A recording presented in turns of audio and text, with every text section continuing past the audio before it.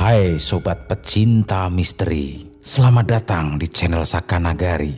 Kami akan hadir ke hadapan Anda untuk mengungkap sejarah dan misteri tokoh-tokoh fenomenal serta mengangkat hal-hal mistis lainnya. Maka tetaplah bersama Saka Nagari.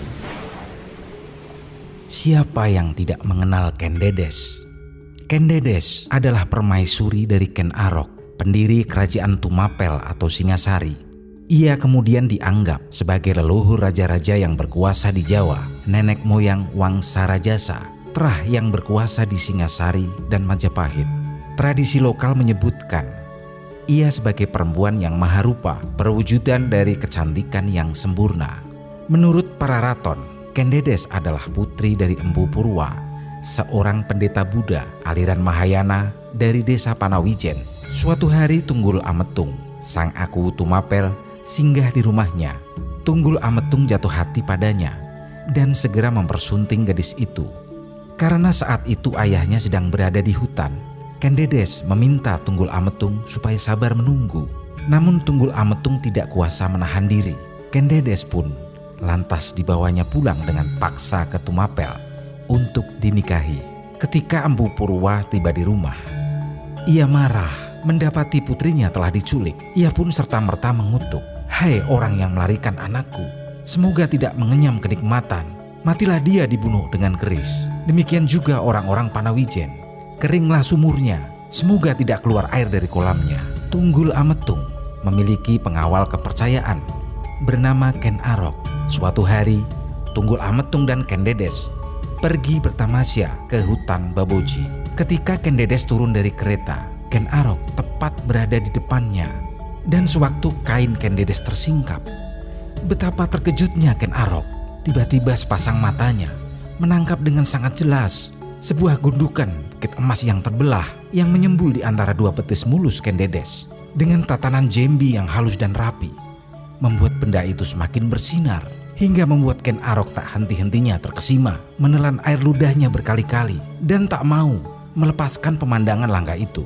Lama-kelamaan, wajahnya berasa tebal, dada pun terasa sesak, dan tak ayal lagi kelelakiannya yang dari tadi tertidur pulas. Akhirnya terbangun dari mimpi panjangnya, hingga tegak dan garang bagaikan singa lapar yang menyeruak di antara rimbunnya semak belukar.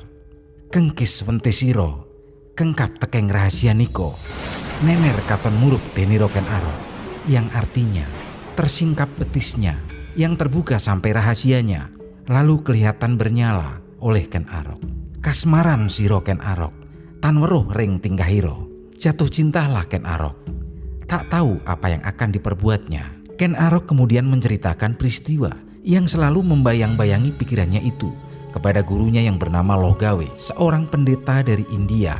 Menurut Brahmana yang datang dari India ini, perempuan yang memiliki matjar hamuruk atau aurat yang bersinar merupakan Nareswari atau Sri Naricwari. Dia adalah perempuan yang paling utama, yang akan membawa bahagia, dan siapapun yang memperistrinya akan menjadi maharaja dan akan menurunkan raja-raja di tanah Jawa. Mendengar ramalan tersebut, Ken Arok semakin berhasrat untuk menikahi Ken Dedes dan menyingkirkan Tunggul Ametung untuk kemudian menjadi raja.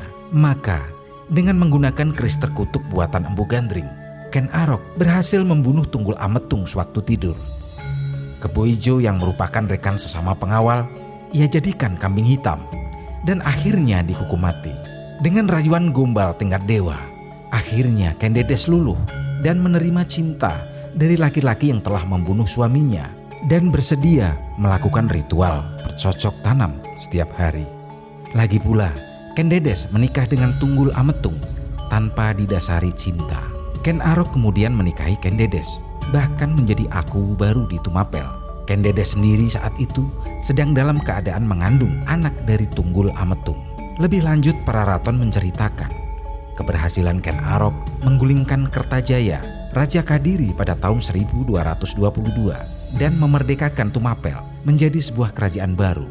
Dari perkawinannya dengan Ken Arok lahir beberapa anak, yaitu Mahisa Wong Ateleng, Panji Saprang, Agnibaya, dan Dewi Rimbu. Sedangkan dari perkawinan pertama dengan Tunggul Ametung, Ken Dedes dikaruniai seorang putra bernama Anusapati Panji Anengah.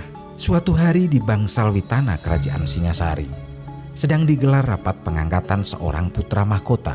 Rajasa adalah nama lain Ken Arok setelah menjadi Raja Singasari. Dia bersikukuh hendak memilih Mahisa Wong Ateleng untuk menjadi putra mahkota yang kelak akan menggantikan kedudukannya di kerajaan Singasari. Namun pembesar istana yang lain seperti Mahamentri Rakyan Hino, Mahamentri Sirikan, dan Mahamentri Hulu lebih cenderung memilih Anusapati Panji Anengah. Alasan para pembesar kerajaan itu, hanya Anusapatilah yang pantas menjadi putra mahkota karena dia adalah anak sulung. Ken Arok tetap saja memilih Mahisa Wong Ateleng sebagai putra mahkota tanpa alasan yang jelas. Dan Anusapati pun kecewa atas keputusan ayahandanya itu. Sewaktu Anusapati sedang merenungkan hal itu, datanglah ibunya Ken Dedes. Ken Dedes lantas memberitahu kepada Anusapati tentang siapa dirinya dan siapa sebenarnya ayahnya tersebut. Dari penuturan ibunya itu, Anusapati baru mengetahui bahwa Ken Arok bukanlah ayah kandungnya. Ayah kandung yang sebenarnya adalah Tunggul Ametung yang telah dibunuh oleh Ken Arok dengan sebilah keris, yaitu keris Empu Gandring. Akhirnya Anusapati pun berencana akan menuntut balas atas kematian ayahnya. Di bangsal Witana kembali digelar rapat penobatan putra mahkota yang akan segera menggantikan Ken Arok. Dalam rapat itu terjadi perdebatan yang sengit dan tajam. Brahmana Lohgawe, sang penasihat kerajaan, ikut serta dalam rapat penobatan putra mahkota tersebut. Atas desakan Brahmana, akhirnya Ken Arok menyadari bahwa apa yang pernah dilakukannya di masa lampau merupakan sebuah kesalahan. Sebagai seorang ksatria, ia harus mengakui semua kesalahan yang pernah diperbuatnya. Oleh karena itu, Ken Arok pun berani mati di ujung keris Empu Gandring. Setelah Singasari berhasil dipersatukan, Ken Arok menerima hukuman mati pada tahun 1247 sesuai dengan kesalahan yang pernah diperbuatnya. Ken Arok merupakan sosok raja yang sangat memikirkan kelangsungan hidup negerinya. Hal itu terbukti dengan adanya pengangkatan Anusapati sebagai putra mahkota Raja Singasari yang menggantikan dirinya. Sepeninggal Ken Arok, Ken Dedes pun ikut bunuh diri sebagai tanda kesetiaan istri kepada suaminya. Tokoh Ken Dedes hanya terdapat dalam naskah Praraton yang ditulis ratusan tahun sesudah zaman Tumapel dan Majapahit, sehingga kebenarannya cukup diragukan. Nama Ken Dedes sama sekali tidak terdapat dalam Nagara Kertagama atau prasasti apapun. Mungkin pengarang Praraton ingin menciptakan sosok leluhur Majapahit yang istimewa, yaitu seorang wanita yang bersinar auratnya. Keistimewaan merupakan syarat mutlak yang didambakan masyarakat Jawa dalam diri seorang pemimpin atau leluhurnya.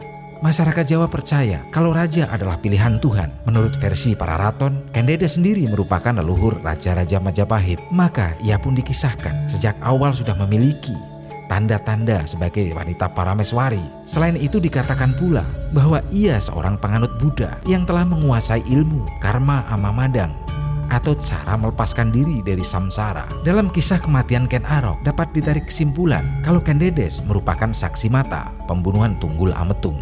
Anehnya, ia justru rela dinikahi oleh pembunuh suaminya itu. Perlu diingat bahwa perkawinan Ken Dedes dengan Tunggul Ametung dilandasi rasa keterpaksaan. Hal ini membuktikan jika antara Ken Dedes dan Ken Arok sesungguhnya saling mencintai, sehingga ia pun mendukung rencana pembunuhan Tunggul Ametung. Bagaimanakah kritik dan saran Anda tentang misteri ini? Silahkan tulis di kolom komentar. Dan jangan lupa tekan tombol subscribe dan nyalakan loncengnya agar kalian tidak ketinggalan kisah-kisah menarik selanjutnya dari Saka Nagari.